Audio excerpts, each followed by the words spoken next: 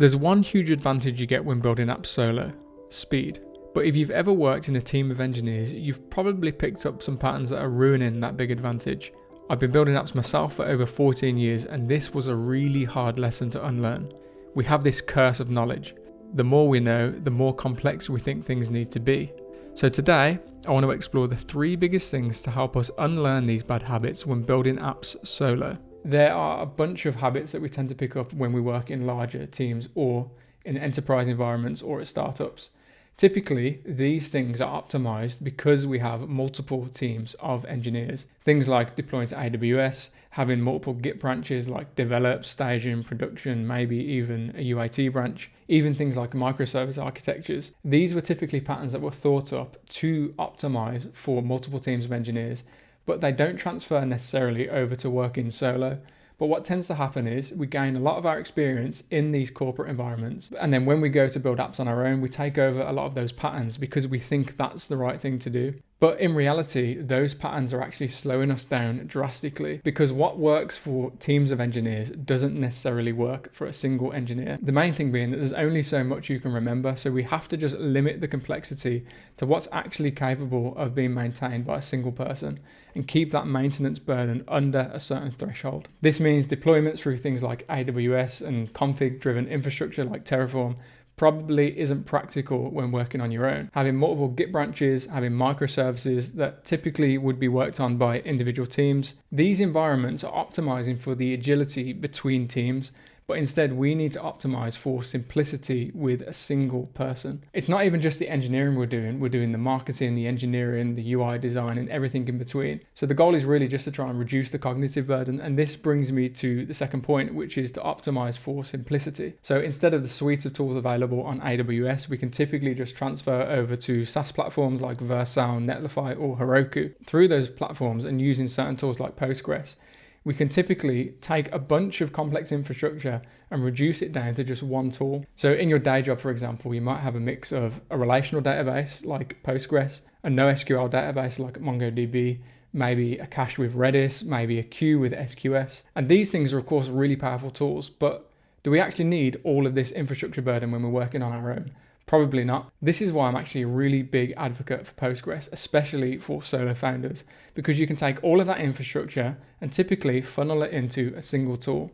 Postgres can be a NoSQL database through JSONB columns, a traditional SQL database. You can use it as a queue, you can use it as a vector database. You can even, of course, index those columns and get really efficient caching mechanisms out of Postgres as well. So whilst it might not be the perfect tool for the job, I think it's actually a pretty decent one to go with if you're trying to reduce the infrastructure and cognitive burden on yourself. This is why every single app I build today is always backed by Postgres. It just solves all of my problems, allows me to deploy to a single server, and also reduces massively the infrastructure burden that I need to think about. We can also follow a similar pattern to this when we're looking at the rest of our infrastructure as well. Like typically I'll build apps as a monolith rather than going through serverless or microarchitecture type of thing, just because it's much easier to have all my code in one repo that can be deployed in one go. Then anytime I need to change anything, I don't have to go across multiple repos or multiple services.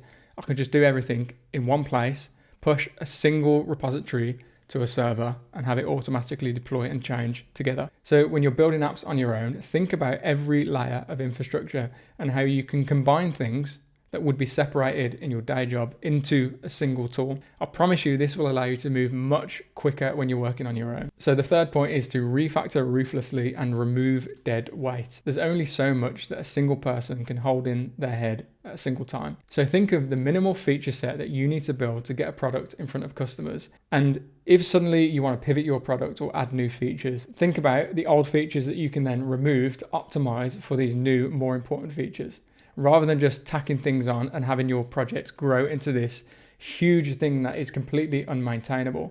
Because typically, when you start a project, everything's going really well, everything's going really smooth, and you can move really quickly. then over time, the maintenance burden increases, the tech debt increases, and then you just get to a point where you're so slow that it's impossible to deploy new features quickly, and we lose our edge of agility. So it's really important to not get married to our code. We're probably not as smart as we think we are, and most decent engineers can probably rewrite the code that we've written. So we need to get away from this idea that the code is the moat in our product. All of this is, of course, just trying to reduce the complexity. So try and imagine a sort of box that will fill up every time you add new infrastructure or new features to your product. There's a certain threshold that we just don't want to cross, because if we cross it, we'll start to move more and more slowly. So to stay nimble and stay agile, we just need to be ruthless in removing dead weight, refactoring and optimizing our infrastructure into single tools. So by avoiding these common traps of complex infrastructure, optimizing for efficiency and refactoring ruthlessly, you'll be able to remain quick at deploying new features and still maintain that edge over larger teams. If you like this video and want to see more like it, please subscribe and let me know what you think in the comments, and I'll see you in the next video.